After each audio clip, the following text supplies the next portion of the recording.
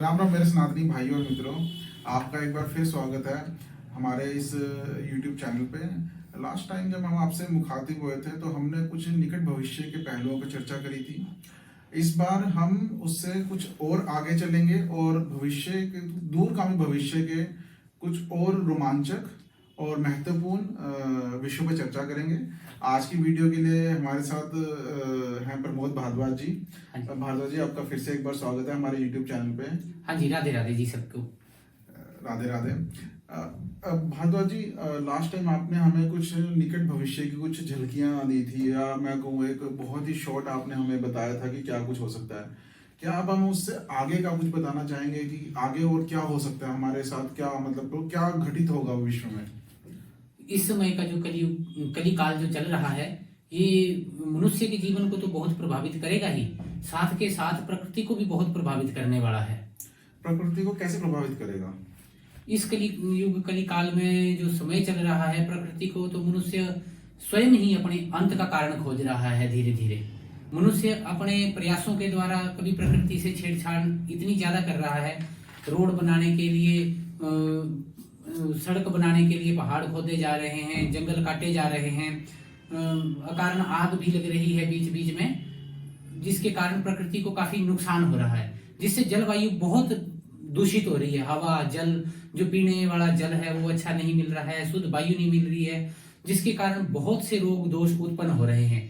क्योंकि यदि हवा शुद्ध नहीं होगी तो जीवन अच्छा कैसे चलेगा। सांस की बहुत सी बीमारियां, चर्म रोग जैसे उत्पन्न हो रहे हैं। आने वाले समय में तो बहुत सी चीजें ऐसी हैं जो प्रकृति को जो हम नुकसान पहुंचा रहे हैं, उससे हम अपना ही नुकसान कर रहे हैं। इस कलयुग में जो है मनुष्य अपने अंत का कारण स्वयं ही बनेगा। बहुत सी प्राकृतिक आपदाओं के कारण हमारी जलवायु प्रदूषित हो रही है। जंगलों की लगातार कटाई, बढ़ता हुआ प्रदूषण जो है मनुष्य जाति के लिए बहुत ही भयानक सिद्ध होगा। किन्हीं कारणों से बहुत से रोग बढ़ रहे हैं, और कुछ एक कारण ऐसे हैं जो सबसे महत्वपूर्ण कारण है वर्षा। अत्यधिक वर्षा के कारण पृथ्वी का जो बहुत बड़ा भूभाग है वो जल में डूब जाएगा, जिसके कारण बहुत भारी जनहानि होगी, और पृथ्वी पर जल भी इतना होगा कि आप उसके बारे में कल्पना भी नहीं कर सकते अपने जीवन में। अच्छा अच्छा, पंडित जी, आपने जनहानि के बारे में बात करी। जनहानि से मैं तात्पर्य ये समझ रहा हूँ, जो मेरी समझ है कि जनहानि यानी जनसंख्या का में काफी हानि, यानी एक तरीके से आप कह रहे हो कि मास एक्सटिंक्शन। बट क्या आप कोई फिगर देना चाहेंगे कि किस प्रकार की, मतलब कितनी बड़ी जनहानि होगी? मतलब मुझे भी ये क्वेश्चन पूछते हुए डर लग रहा है, बट किस प्रकार की जनहानि, कितना उसका क्या स्केल होगा, कितना क्या उसका फिगर होगा, कुछ थोड़ा सा दर्शकों के लिए आप बताना चाहें तो। जो कलयुग काल में इसमें जनहानि की जो अभी आने वाले समय में जो संभावना है, इस पृथ्वी के ऊपर लगभग 800 कुछ करोड़ जनसंख्या है। उसका 95 से 96% जनसंख्या प्राकृतिक आपदाओं के कारण या भयंकर जल के कारण समाप्त हो जाएगी। पंडित जी, जो आपने बताया ये तो बहुत डराने वाला सिचुएशन है। मतलब ये तो बड़ा ही ऐसा लग रहा है कि जनसंख्या आनी और ये सब सुन के कि बहुत ही डर है। बट ऐसा क्यों होगा, क्यों ऐसा?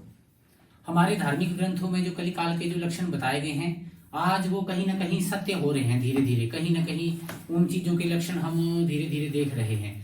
हम जलवायु भी बहुत प्रदूषित हो गई है, मनुष्यों को सांस लेने तक की शुद्ध वायु नहीं मिल रही है, और मनुष्य अपनी अहंकारी प्रवृत्ति के कारण अधर्म और अनीति के रास्ते अपना रहा है।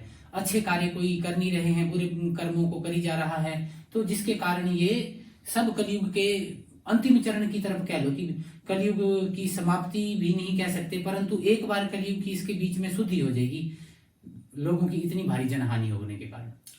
तो पंडित जी, मेरा एक क्वेश्चन है। आई गेस कोई भी मेरे जैसा आम इंसान होगा, दर्शक भी होंगे, उनके भी आपके भी क्वेश्चन होगा।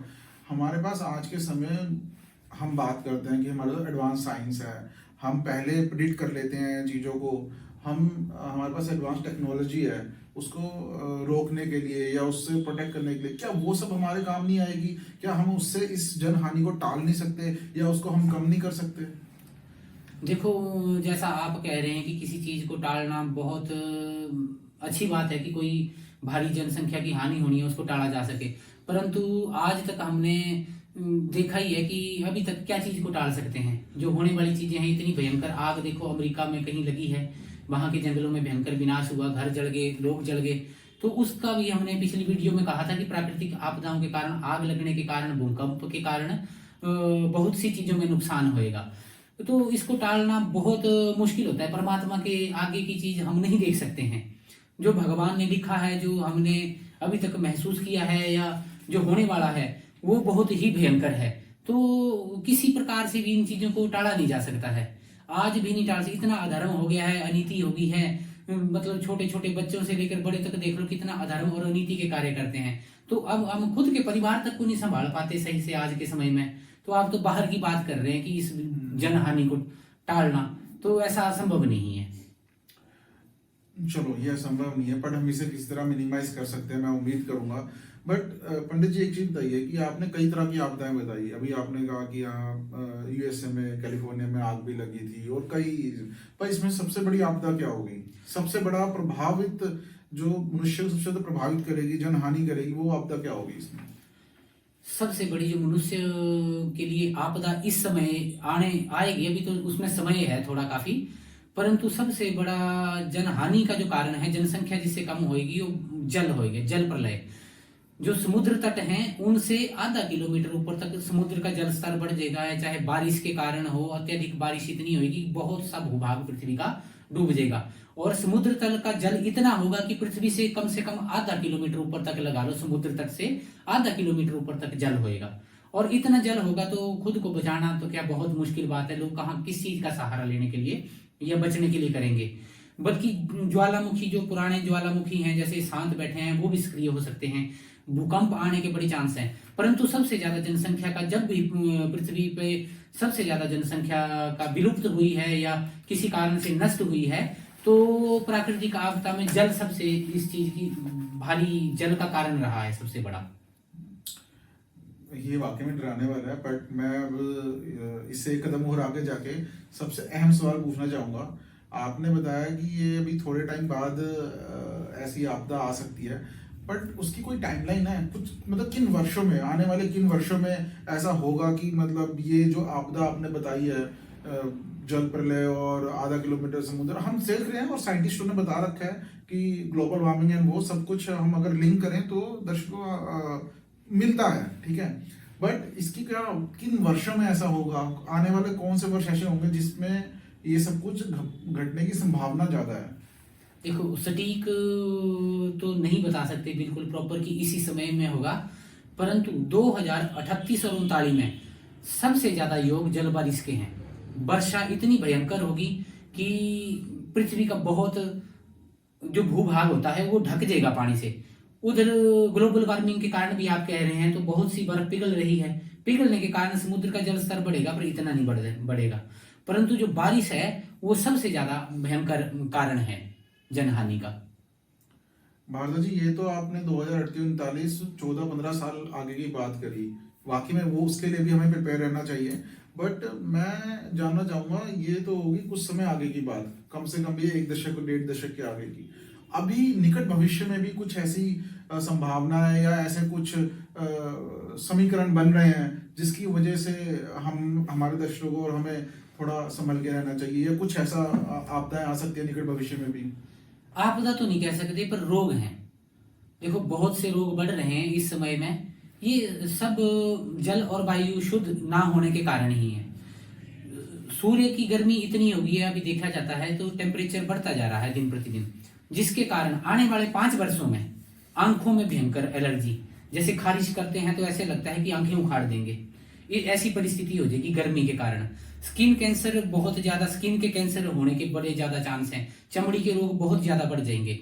और जो बहुत ज्यादा समस्या वाली बात है कि 30 से 50 वर्ष के जो पुरुष हो या स्त्री है, उनमें सबसे ज्यादा हार्ट अटैक का खतरा है। हार्ट अटैक इतने ज्यादा बढ़ जाएंगे, हृदयघात जिसको कहते हैं, हृदय की गति रुकने से मृत्यु, ये नौजवानों में बहुत ज्यादा है।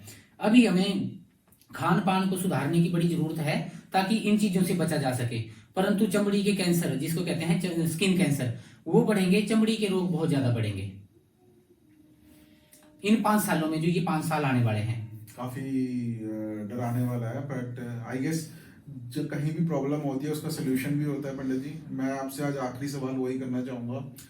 आपने इतना कुछ बताया, प्राकृतिक आपदाएं और बीमारियां और बहुत कुछ जो आ रहा है, बट इससे बचने का क्या सोल्यूशन है? हम एक आम इंसान, मेरे जैसा या हमारे दर्शकों में से काफी लोग ये सोच रहे होंगे कि एक आम इंसान क्या करे जिससे इन सब चीजों से बचा जा सके, मतलब वो अपने लेवल पे क्या कर सकता है कि विश्व में शांति रहे? देखो, विश्व शांति के लिए तो भगवान नाम का ही सहारा होता है। भगवान चाहे तो कुछ भी कर सकते हैं, परंतु आजकल के जो मनुष्य हैं इतने थोड़ा लालची अहंकारी स्वभाव के हो गए हैं। धीरे धीरे उनमें धन कमाने की इतनी लालसा हो गई, किसी तरीके से भी आ जाए वो सोचते हैं कि कोई चीज को कमाया जाए, जैसे पाप और पुण्य की कमाई होती है। आजकल रेस लगी हुई है कि पैसा कमाना है, किसी तरीके से भी अधर्म अनीति से कमा लेना। वो जो अनीति और अधर्म से लाई हुई चीज है, वस्तु है घर में, एक तो रोग दोष संकट, मतलब बेचैनी, शरीर में रहना, सुख की अनुभूति नहीं होती है, आत्मा तृप्त नहीं हो सकती है। इन चीजों से बचने के लिए आपको धर्म युक्त कर्म करना चाहिए। अच्छे कर्म करके जो चाहे 4 पैसे भी कमा के लेके आए, उससे आप अपना घर चलाइए। उसमें बहुत ही रोग दोष, ऐसी चीजों में जब मन आत्मा पवित्र होगी तो रोग दोष बहुत कम लगते हैं शरीर में। परंतु अधर्म अनीति से कमाया हुआ धन किसी प्रकार से भी, किसी से भी ले लो, चाहे 100 रुपए की चीज है, आप उसको 1000 रुपए में बेच दो। 1000 रुपए में बेचना, आपके दिल को तो पता है कि 100 रुपए की चीज है, अब उसको 1000 रुपए में बेच दिया तो वो अच्छा कर्म नहीं है। 100 रुपए की चीज है अपना, हाँ, आप उसमें से अपना हिस्सा रख के थोड़ा खर्चा निकाल के 100, 120, 130 इतने में बेच सकते हैं। परंतु आजकल ये चीज नहीं है, उसको बढ़ाई जा रहे हैं। तो ऐसी अनीति से कमाया हुआ जो धन है उससे रोग दोष, मानसिक शांति भंग हो जाएगी, नींद नहीं आना, ये चीजें हैं। इसमें प्रभु नाम का कीर्तन ही बहुत बड़ा सहारा है। भगवान के नाम का जप करने से ही विश्व का कल्याण होगा, खुद का भी कल्याण होगा। आजकल लोग जो पूजा पाठ करते हैं, 2 समय पूजा पाठ करते हैं, विधान है 2 समय का। पहले त्रिसंध्या बंदन का प्रावधान था, शास्त्रों में लिखा था कि 3 टाइम की पूजा होती है। आजकल लोग सुबह शाम 2 टाइम करते हैं, पर उनको पता ही नहीं है पूजा क्या करनी है, कि पूजा क्यों की जाती है, किस लिए करते हैं। बस मांगना है कोई चीज, पूजा करने का ही नहीं पता है। और पूजा पाठ में ना मन लगता है, ना कार्य करने हैं पूजा पाठ के। तो इन शॉर्ट आपका ये मतलब है कि इंसान नाम जाप करे, भगवान में समझ रखे, अपने सीधे कर्म से चले, गलत काम ना करे, तो इन सब पे आपदाओं का असर कम किया जा सकता है। और मेन है कि अपना नाम जाप करे, अपने इष्ट को भजे। तो दर्शकों, ये आप भी देखिए, हम भी देख रहे हैं कि आप कुछ भी करें, बस अपने काम में ईमानदार रहें, अपने आप से ईमानदार रहें और भगवान का नाम हमेशा जपते रहें। आप जिस भी धर्म, जिस भी मजहब को मानते हो, आप बस नाम जाप करें उसका। बिल्कुल। बहुत बहुत धन्यवाद भारद्वाज जी, आपके बेपाक जवाबों का। हमें हमेशा आपसे मिलके कुछ ना कुछ ज्ञान का अनुभूति होती है। तो बहुत बहुत जो शुक्रिया अपना कीमती समय निकाल के हमसे जुड़ने के लिए। धन्यवाद जी, राधे राधे। और मेरे दर्शकों को भी बहुत बहुत धन्यवाद हमसे जुड़ने के लिए और हमें लास्ट वीडियो के लिए हमें इतना प्यार देने के लिए। हमें जरूर कमेंट करके बताइएगा आपको ये वीडियो कैसी लगी। ये हमारा निजी मत था और हमारी निजी डिस्कशन थी, इसको आप कैसे लेते हैं हम आपके विवेक पे छोड़ते हैं। प्लीज़ हमें लाइक, कमेंट और सब्सक्राइब कीजिए और आप आगे कैसी वीडियो देखना चाहेंगे हमें कमेंट करके जरूर बताइए। राधे राधे। राधे राधे।